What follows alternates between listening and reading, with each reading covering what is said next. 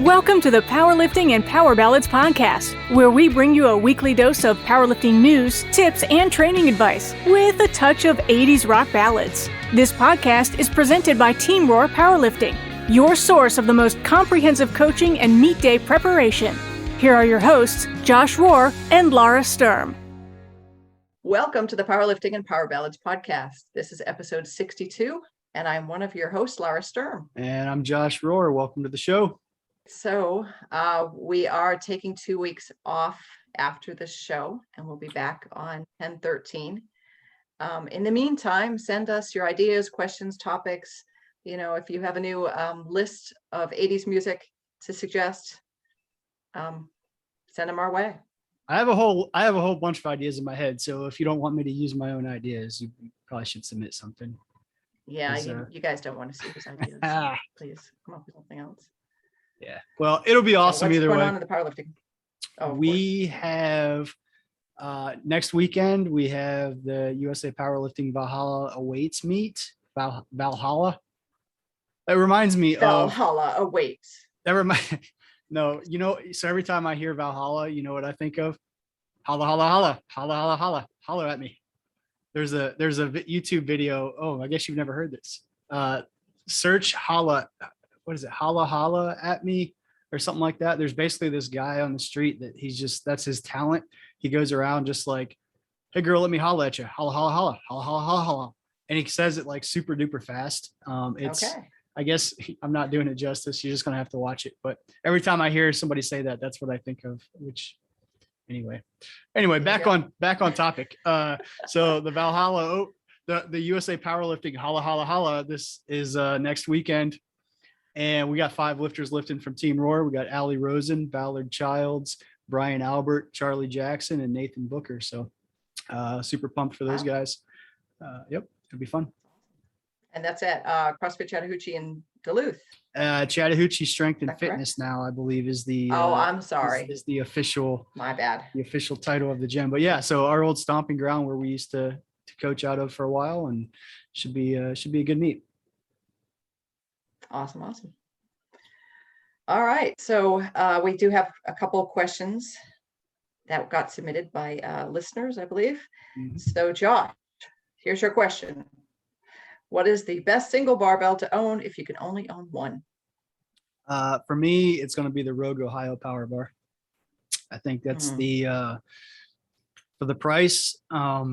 It's pretty inexpensive. It's also IPF approved.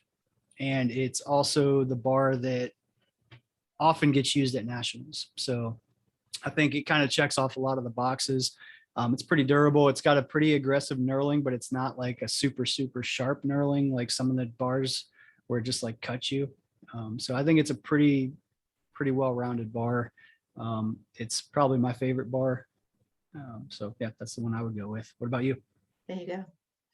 I really like the Texas Strength Bar. I can't remember what that one's called. Texas Power Bar.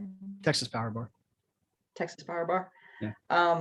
And back in the day, I had a barbell that was designed, named for me, whatever. And the 1.0 version didn't have enough for knurling, but the 2.0 version, it was actually kind of cool. And that's my favorite bar just because, you know, it's a limited edition. They don't make it anymore. And hey, it's got my name on it. It's kind of cool. Yeah, I was going to say that bar actually, but I went on so that was made by Lynx Barbell. Wow, I drew a blank there. Yeah, and they're local in Georgia. I think they're over in Norcross. Is that right? Norcross? Yeah, something like that. Something. Yeah, they're in Metro Atlanta area. Anyway, I went to their website because I was looking to see if they still carried it because that was probably going to be my suggestion, but they don't make it anymore. So yeah, the Lara bar is no more. And you know what? I don't even have mine anymore. I sold mine. So had I known they were going to quit making it, I would have kept it, and it would have been, collector's item. Collector's item for sure. I have one in my garage, and I think I still own a couple others that are still being used at the old gym. Yeah. Because why have more than one bar in your house right now? Why? Why not? Why? Because if you have, here's why. Because if you say you want to squat one day, you can squat. And then if you feel like deadlifting, you don't have to unload your bar to deadlift. You can just That's load true. up another bar. So that's my theory. That's my philosophy, is like in my basement gym where I don't have to answer to anybody else except Hope if she ever wants to use something. I can just like move on to a new exercise and just leave it loaded and, Yeah. and get through a whole week of training without ever unloading my bar.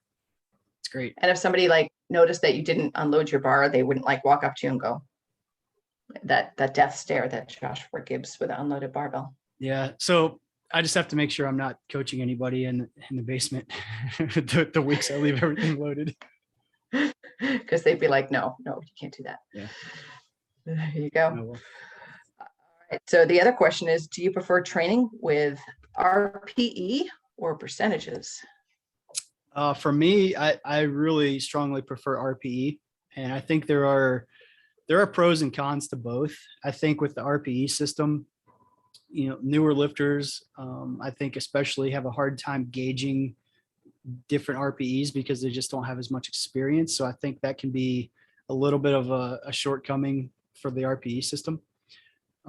However, I think one of the shortcomings with training straight percentages is that it doesn't really give you flexibility to adjust based on what's happening in everyday life. And I think there's arguments to the other side of it. Like, if you're up all night, working on a school project or, things like that, you're not going to be as recovered. Well, I hear the argument of, well, you should, if you're not prioritizing training and you're going to be staying up all night, then you're not really putting in the effort anyway. And I don't necessarily agree with that because, at the end of the day, I don't think we're making a living off of powerlifting. Most people aren't. So you still got to prioritize your life. And, with the RPE system, and the reason I like it, just as an example, arbitrarily speaking, let's just use 100-pound max. Let's say your squat is 100 pounds.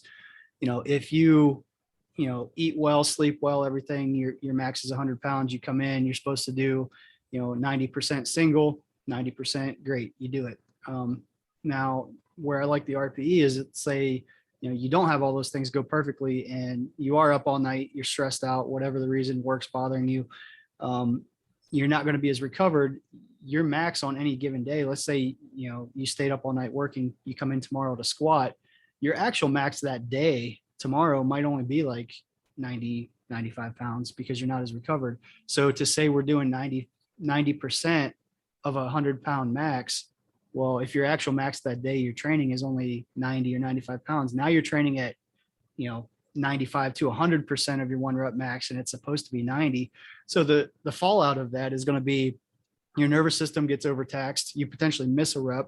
Hopefully we don't get hurt, right? But you're going to exceed what the intended outcome was for that given training day.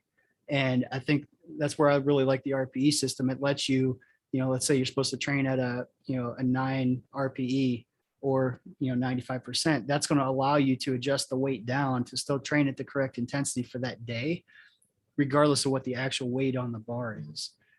So I think long-term planning wise, it gives us a lot more flexibility to stay at the correct intensity every single given day so that we can continue to make the correct progress and training variables are going to be what they are intended for, not what an arbitrary number says for that day.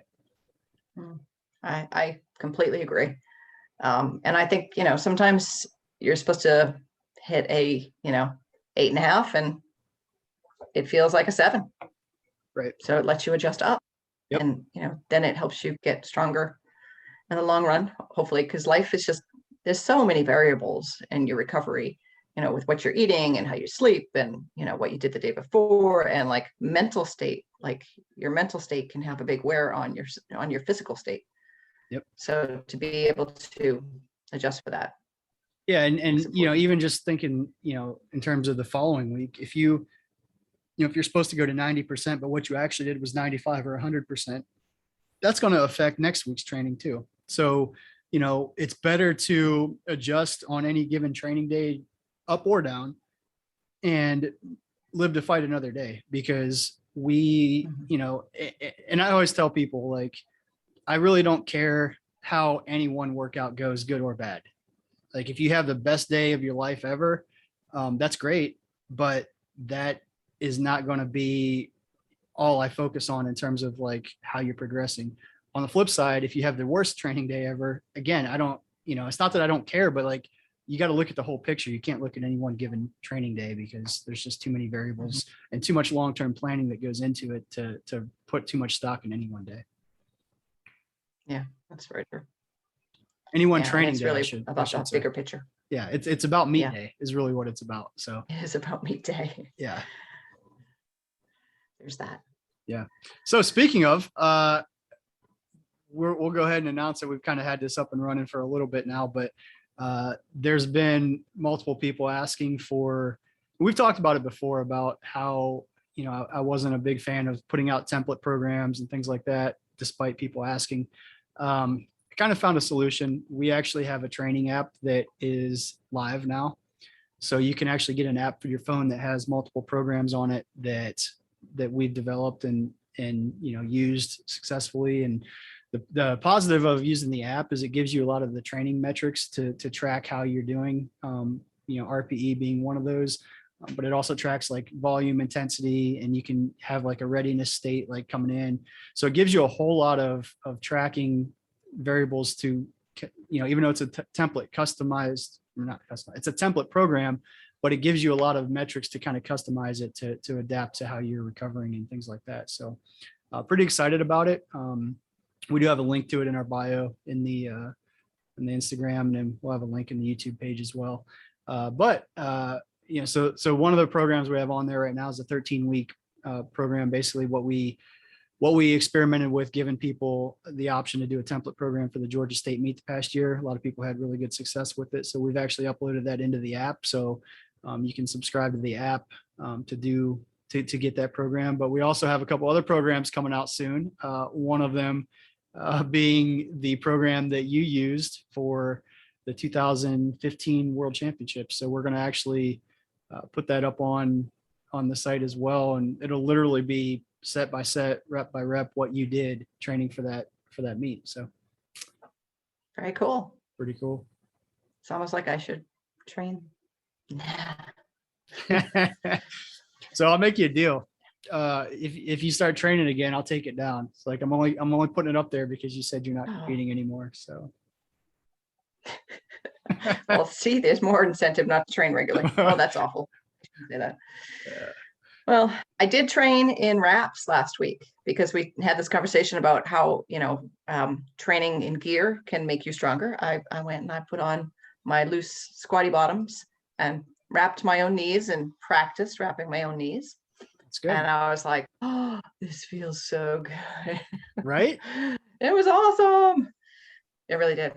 I got a few text messages from some lifters on our team. Hey, is Lara making a comeback? Yeah. Lara would need to train regularly. Yeah. And, I really enjoy training. I really do. But I think for a long time, I treated it like a job, like a part-time job. And, I was spending probably 12 to 15 hours a week training. And I would like to train regularly. I don't ever really want to commit to spending 12 to 15 hours a week training ever again. And I think that's a good point, because like you can definitely train and compete and it'd be fun. But like when you really, realize like, man, once you get to a certain point, like, man, to make like 5% increase, I have to increase my, the amount of time and effort I spend on training, nutrition, recovery, like 100%. So it's like the ratio starts to skew a little bit in terms of how much effort you got to put in to really get to that next level. And yeah, it can be a lot for sure. So I get it. Yeah. And, I always said I'd keep doing it until it stopped being fun. And at some point along the line, I think I realized I wasn't really having that much fun competing anymore. Yeah. So, the training part was always fun. I always enjoyed that, except for that one day, where that walk-in didn't quite grow that great, but the old walk-in. That old walk-in when the knee just went,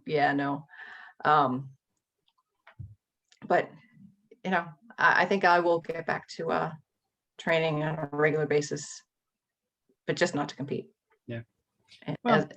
I set a clock and I go, I'm going to train for 25 minutes. and I, do some lifting and do a short little cardio WOD where there's burpees involved or something horrible like that. And It's the worst. That's probably a good idea for me to do too, because like sometimes I'll have like I'll be working at the computer writing programming. I'm just like, man, I need to get away from this computer for a minute. I should do that. I should just set like a 30-minute clock and just come down in the basement and do something, whatever. Yeah, because I figured if I make it short, I really have no excuse, and I will actually do it. But if I'm like, I need to commit to do this for the next 2 hours, I won't. I just no. Part of my problem is I'm still in the mindset of like, I still treat training like I'm getting ready for the world championships.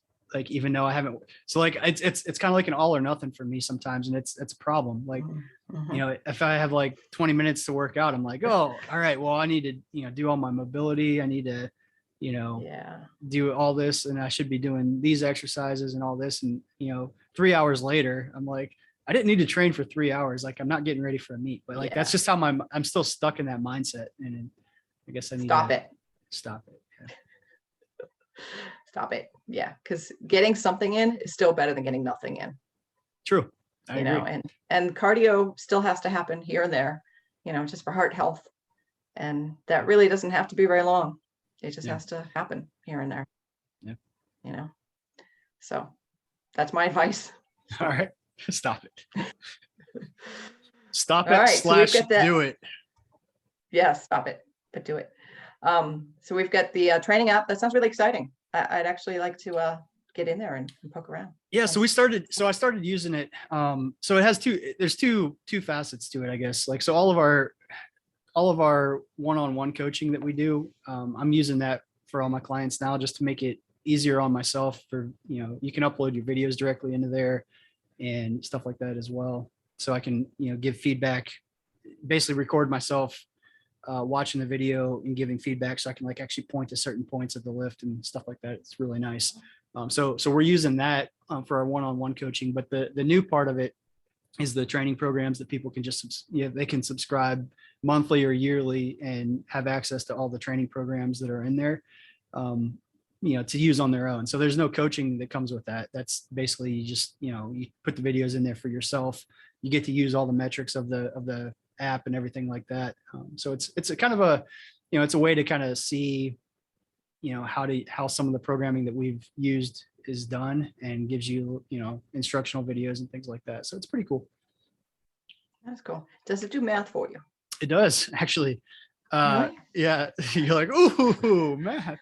Ooh, that's a huge bonus. It is a huge bonus. So and we have programs set up with both RPE and percentage based, but, so like the RPE, we always have to calculate, okay, what should our target number be? Well, the app does it automatically. So it's pretty slick. And the cool part too, when using the RPE system, it actually, it learns over time. It's like becoming self-aware. So it has a standard RPE chart. And then, how I used to manually go through and customize charts for everybody, which was a lot of work to do it for everybody. Well, now this app does it itself. So you can actually look at the individual, baseline chart, or you can select individual chart. And basically, I think it usually takes like a month of training with it, so it can actually get enough data that it'll actually customize your percentages with the rep range and RPEs specific to you for each lift, squat, bench, and deadlift.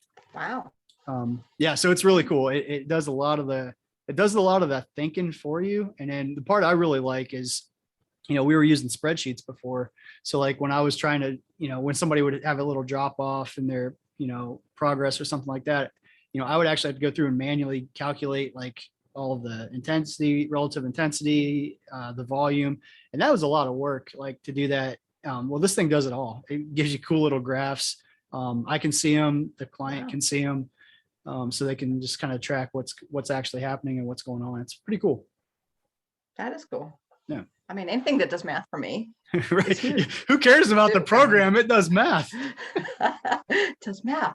Well, I mean, I'd have to sit there. We would all sit there at the whiteboard with our, handy dandy little RPE chart, or, Max, and we're sitting there doing math and writing down numbers. I mean, it was almost part of the ritual, which I would kind of miss too. But Yeah, there's days I'd walk in and hate math. there's 4 of you standing at a whiteboard, like writing down math.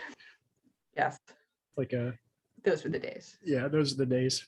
So Those you can still, so you know, if you still want to do it that way, you can, but you don't have to now.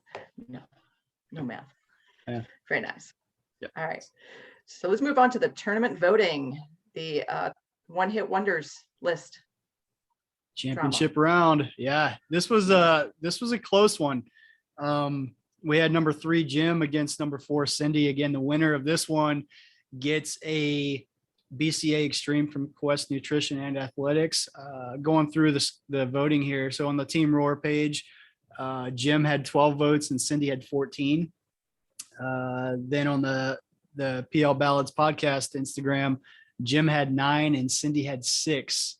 So that final tally is Jim 21, Cindi 20. So super close voting. Congratulations, Jim. You have the best list of one-hit wonders. We'll kind of run down through those real quick again, just as a reminder of how it was. I'm gonna complain here for a minute. So my list was better than these. I feel you. Mine was too. But here's the part that was crazy.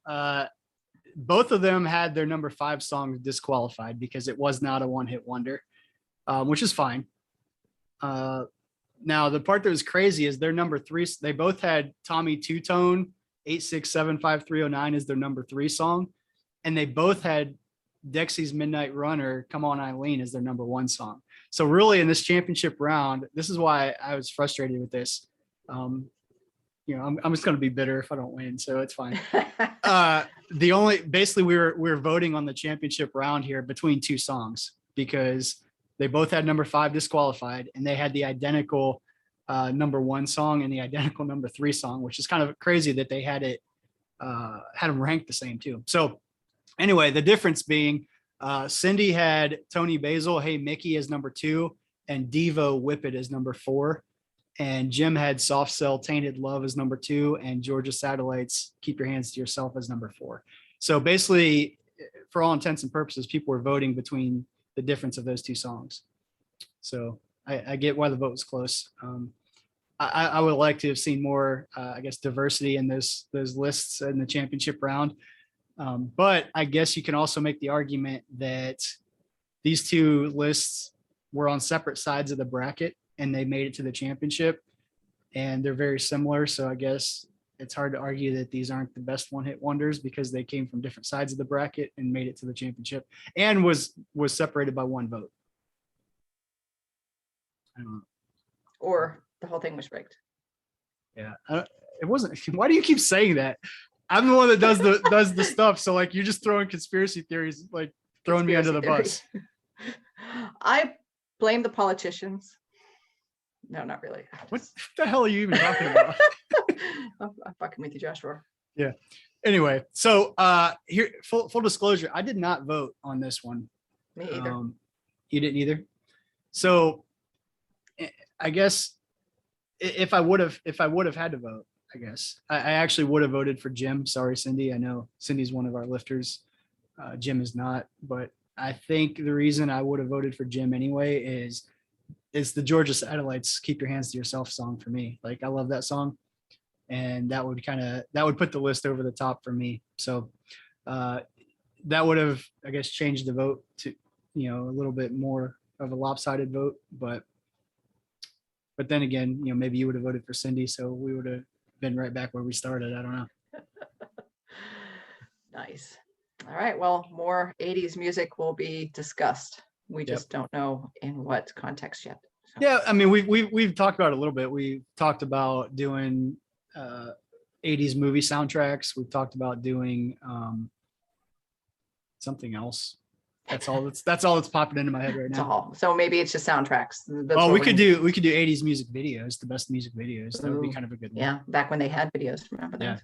Yeah, I do. So weird. Somehow I do. That's a good one too. Yeah. Anyway, if you guys have ideas, let us know. We're open to ideas. There you go. All right, so we're going to move on to the powerlifting situation. So here it is. Your squat day is going better than anticipated. You're 2 weeks out from your meet and you're supposed to hit a 1-rep squat at 9 RPE. Your planned set was a top set of 405 and it was 8.5 RPE. Do you go up and do another set or stop there? This is a good one. I think it actually depends on a few things.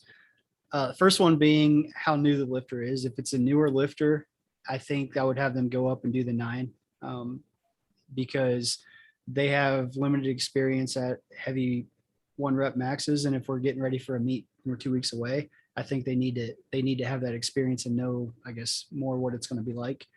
On the flip side, if it's a lifter that, has been doing this for a while, I think that would be a little bit of a waste, meaning it's an extra stress on the nervous system that we probably don't need. 8.5 is pretty close to what we were targeting there. So if we happen to go up and overshoot, then being that, a more experienced lifter is, most likely training heavier because they've been doing this longer, it's going to tax their nervous system even more and their recovery is not going to be as great. So I think we can, with a more advanced lifter, we can, look at the 405 at an 8 and basically estimate what our 1-rep max is off of the 8.5. We don't need to go to a true 9 to do that.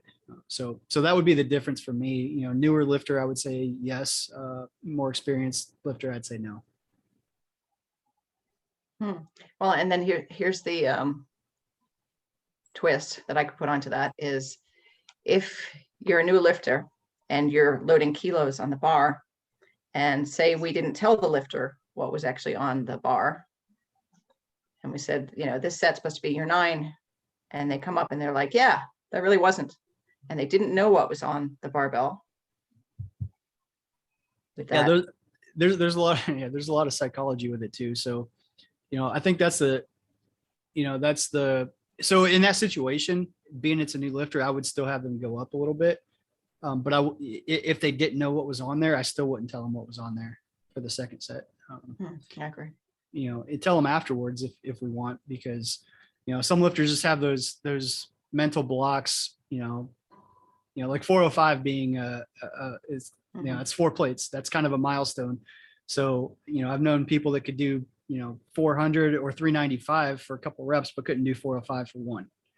Well, that doesn't make sense, but it's that mental block. So, if we get them through that, and sometimes we won't even do a 405, we'll just do a 410 just to skip that number. That's kind of the milestone. Right.